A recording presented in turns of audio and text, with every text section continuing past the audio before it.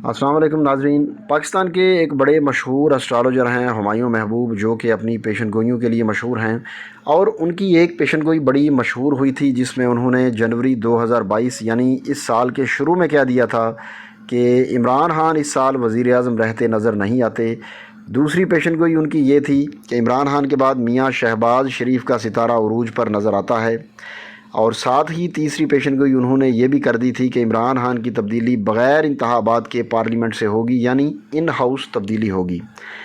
یہ ابھی وہ وقت تھا جب اس وقت کی اپوزیشن اور موجودہ وقت کی حکومت یعنی پی ڈی ایم کی تحریک عدم اعتماد کا نام و نشان نہیں تھا۔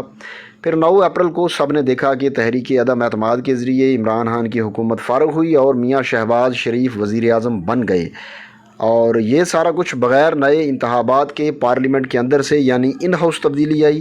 اس طرح ان کی تینوں پیشن گوئیاں بیک وقت درست ثابت ہوئیں۔ اس کے علاوہ انہوں نے بعد میں اپنی ایک اور ویڈیو میں یہ دعویٰ کیا تھا کہ 29 اپریل 2022 سے عمران خان کی مقبولیت دوبارہ نئے سرے سے اوپر جانی شروع ہو جائے گی۔ وہ آپ دیکھ سکتے ہیں اور اس ویڈیو کے کمنٹ سیکشن میں مجھے بتا سکتے ہیں آپ کو کیا لگتا ہے، عمران خان کی مقبولیت دوبارہ بڑھ رہی ہے یا نہیں بڑھ رہی؟ یہ آپ پہ میں چھوڑتا ہوں۔ اب انہوں نے پاکستان کے اندرونی حالات اور عالمی تناظر میں نئی پیشن گوئیاں کی ہیں جو انتہائی پریشان کن ہیں، خصوصاً متوسط اور غریب طبقے اور دنیا کے کمزور ممالک کے حوالے سے یہ پیشن گوئیاں بڑی پریشان کن ہیں۔ سب سے پہلے تو عمران خان کی گرفتاری کے حوالے سے جو خبریں چل رہی ہیں اس پر انہوں نے حکومت کو خبردار کیا اور ریکویسٹ کی کہ برائے مہربانی ایسا مت کریں کیونکہ اس کا رد عمل انتہائی خطرناک ہوگا۔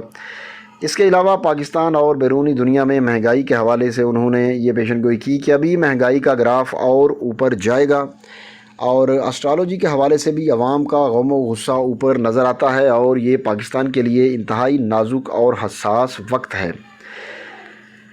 وہ کہتے ہیں کہ اس حوالے سے پہلے نمبر پر تو یہ بات یاد رکھنے کی ہے کہ بہت ساری عالمی طاقتیں پاکستان کا برا چاہتی ہوں گی، لیکن پاکستان اللہ تعالیٰ کے فضل و کرم سے اپنی جگہ پر قائم رہے گا، کیونکہ پاکستان اللہ تعالیٰ کے رازوں میں سے ایک راز ہے۔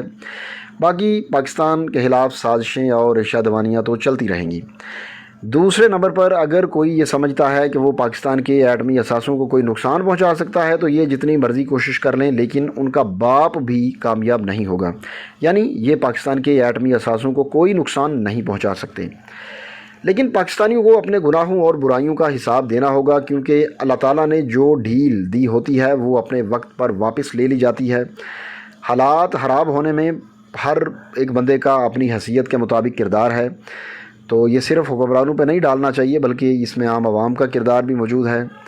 تو وزارت عظمیٰ کے حوالے سے انہوں نے یہ پیشن گوئی کی کہ یہ میاں شہباز شریف کے لیے پھولوں کی سیج نہیں بلکہ کانٹوں کا ہار ہے، کیونکہ مشکل ترین فیصلے کرنے پڑیں گے جو عوام کے غم و غصے کا باعث بنیں گے، اور پاکستان کے مقتدر حلقوں کو بہت احتیاط سے دیکھ بھال کر کوئی قدم اٹھانا چاہیے۔ اس کے علاوہ اگلے الیکشن کے حوالے سے انہوں نے پیشن گوئی کی کہ ستاروں کے حساب سے الیکشن اگست 2022 تک نہیں جائے گا، بلکہ اسی سال کے آخری مہینوں میں الیکشن ہونے کے یا الیکشن کی تاریخ واضح ہونے کے چانسز ہیں، اور یہ اندازہ ہو جائے گا اگست ستمبر تک 2022 اگست ستمبر تک کہ ملک کی سمت کیا ہوگی اور ملک میں کیا ہوگا۔ عمران خان کی مقبولیت بڑھے گی، لیکن ان کو اپنی زندگی کے حوالے سے احتیاط کرنے کی ضرورت ہے۔ پاکستان میں مہنگائی کے حوالے سے بہت بڑی لہر آنے والی ہے جو لوگوں کے لیے شدید مشکل پیدا کرے گی۔ الیکشن 2023 میں نہیں ہوں گے بلکہ اس سے پہلے ہی ہو جائیں گے۔ اس کے علاوہ اس سال بارشیں بڑی شدت سے ہوں گی، لہٰذا لوگوں کو ابھی سے سیلاب کے حوالے سے تدابیر اختیار کر لینی چاہیے۔ جون 2022 سے اشیاء خوراک کا بحران شدید ہوتا نظر آئے گا اور اس کے آثار نظر آنے شروع ہو گئے ہیں، اور اس کی وجہ یہ ہے کہ پوری دنیا میں اشیاء خوراک کی سپلائی چین شدید متاثر ہے۔ یہ چیزیں ایکسپورٹ نہیں کرنی چاہیے، اشیاء خوراک، گندم، چاول وغیرہ۔ اگر یہ ایکسپورٹ کی جائیں گی تو پاکستان میں ان کی کمی ہو جائے گی، لہٰذا عوام کو شدید مشکلات کا سامنا کرنا پڑے گا۔ اس کے علاوہ عوام کو بھی چاہیے کہ اپنے لیے ضروری اشیاء خوراک جمع کر کے رکھیں۔ پٹرول اور ڈیزل کی قیمتیں 3 ہفتوں میں 85 روپے بڑھ چکی ہیں، پٹرول اور ڈیزل کی سے بھی زیادہ بڑھ چکی ہے، اور ہو سکتا ہے کہ ابھی اس میں مزید اضافہ ہو۔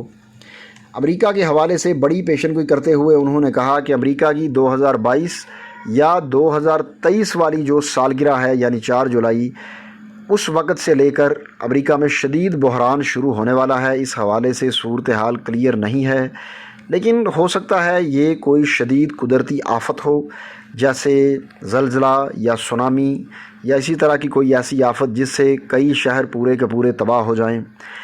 اس کے علاوہ پاکستان سمیت پوری دنیا میں مختلف جگہوں پر اچانک آگ لگنے کے واقعات بڑھ جائیں گے۔ اس کے علاوہ ہوائی حادثات میں بھی اضافہ ہو جائے گا۔